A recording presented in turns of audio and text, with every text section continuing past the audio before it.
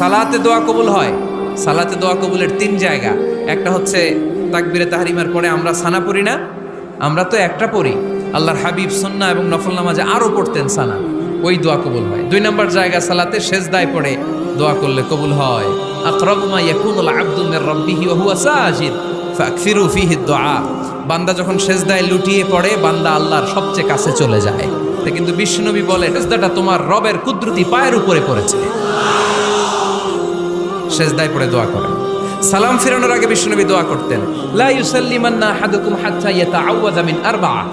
আল্লাহর হাবিব বললেন, চার জিনিস থেকে পানাহ না আছে আমার কোন উম্মত যেন সালাম না ফিরায়। তারা যেন পড়ে, আল্লাহুম্মা ইন্নী আউযু বিকা মিন আযাবিল কবর, আউযু বিকা মিন আযাবি জাহান্নাম, আউযু বিকা মিন ফিতনাতিল মাহইয়া ওয়াল মামাত, আউযু বিকা মিন ফিতনাতিল মাসিহিদ দাজ্জাল।